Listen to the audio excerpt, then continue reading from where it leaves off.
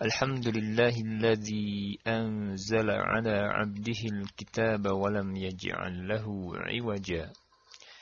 Wassalatu wassalamu ala sayyidina Muhammadin wa ala alihi wa sahabatihi ajma'in. Wattabi'ina lahum bi ihsan ila yaumiddin, amma ba'd. Santri sekalian yang semoga Allah Subhanahu wa ta'ala muliakan, cahaya yang akan menerangi perjalanan hidup seorang hamba dan menuntunnya menuju keselamatan adalah cahaya Al-Quran dan cahaya iman.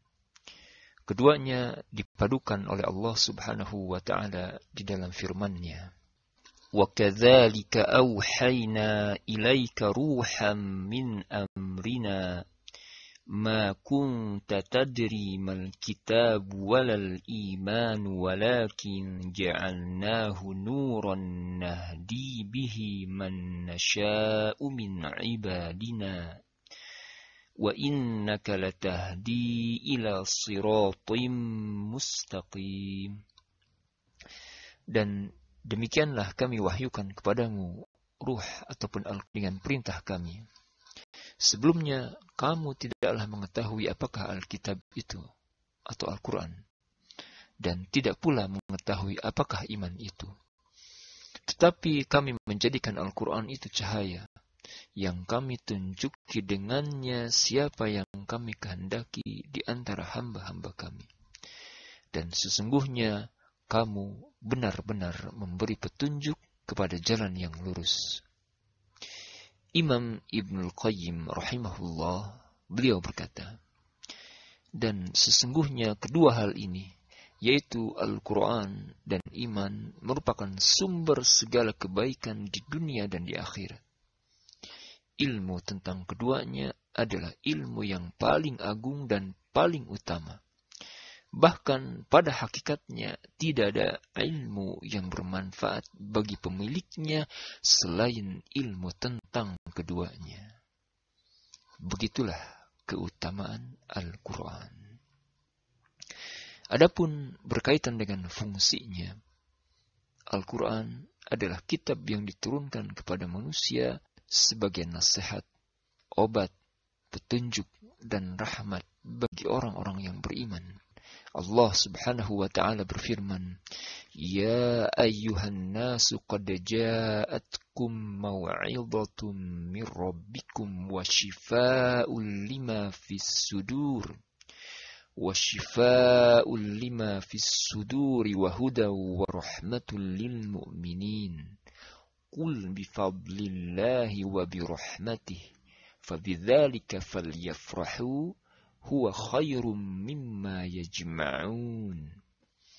Hai manusia, sesungguhnya telah datang kepadamu pelajaran dari Tuhanmu dan menyembuh bagi penyakit-penyakit yang berada dalam dada dan petunjuk serta rahmat bagi orang-orang yang beriman. Katakanlah, dengan karunia Allah dan rahmatnya, hendaklah dengan itu mereka bergembira. Karunia Allah dan rahmatnya itu adalah lebih baik dari apa yang mereka kumpulkan. Quran Surat Yunus ayat 57 dan 58. Imam Ibn Katsir di dalam tafsirnya Al-Azim, beliau berkata, Hai manusia, sesungguhnya telah datang kepada kalian pelajaran dari Tuhan kalian. Maksudnya yakni peringatan terhadap perbuatan-perbuatan yang keji. Kemudian, penyembuh bagi penyakit-penyakit yang berada dalam dada, maksudnya adalah kebimbangan dan keraguan, yaitu melenyapkan kotoran dan najis yang terdapat di dalam dada. Selanjutnya, dan petunjuk serta rahmat, maksudnya yaitu yang dengan mengamalkannya akan diperoleh petunjuk dan rahmat dari Allah Subhanahu wa ta'ala. Dan sesungguhnya hal ini hanyalah diperoleh bagi orang-orang mukmin dan orang-orang yang percaya serta meyakini apa yang terkandung di dalam Al-Quran.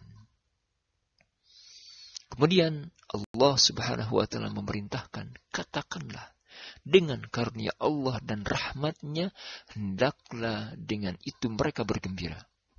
Artinya, dengan adanya hidayah dan agama yang hak ini, yang datang kepada mereka, hendaklah mereka bergembira.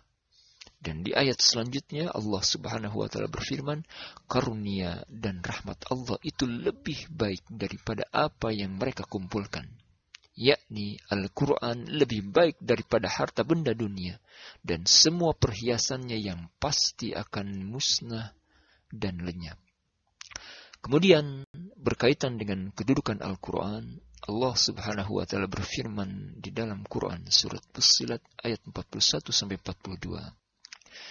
Wa innahu lakitabun aziz la ya'tihil batilu min baini yadayhi wala min khalfih tanzilum min hakimin hamid.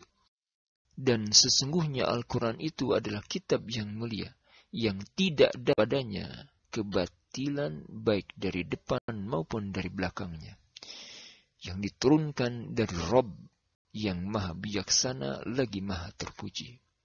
Al-Imam Ibn Katsir beliau mengatakan, dan sesungguhnya Al-Quran itu adalah kitab yang mulia. Maksudnya Al-Quran itu perkasa.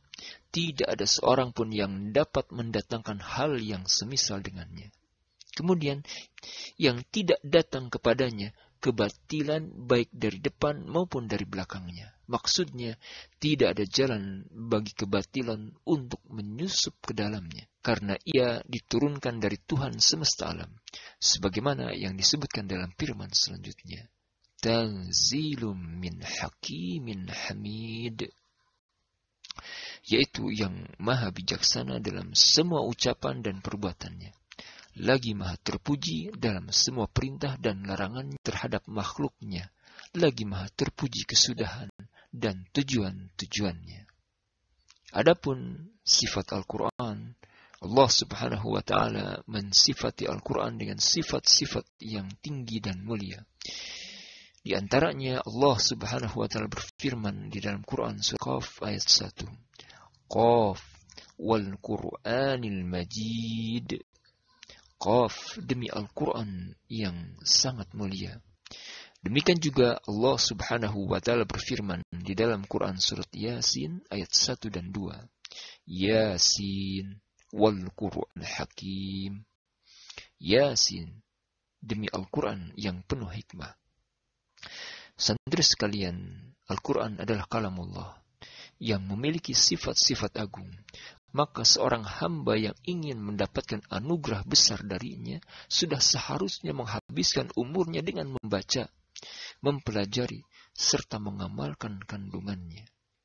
Kaum salaf, atau generasi pertama umat Islam, mendapatkan pujian, keridhaan, dan kemenangan dari Allah karena menjadikan Al-Quran sebagai pedoman hidup. Dan dari keterangan di atas, kita mengetahui betapa agungnya Al-Quran yang telah Allah turunkan kepada Nabi Muhammad SAW. Karena itu, jadikanlah ia sebagai pedoman hidup kita, sebagaimana dilakukan oleh kaum salaf. Dan hendaknya kita mengetahui bahwa ia diturunkan untuk 3 tujuan dia: tilawah, tadabbur, dan amal. Dengan dasar ini, marilah kita mengisi hidup kita dengan membaca, mentadaburi, serta mengamalkan Al-Quran. Mudah-mudahan dengan upaya tersebut, kita berharap rahmat dan ampunan dari Allah Subhanahu wa Ta'ala. Demikian yang bisa disampaikan. Akhukum fillah, Abu Fauzan.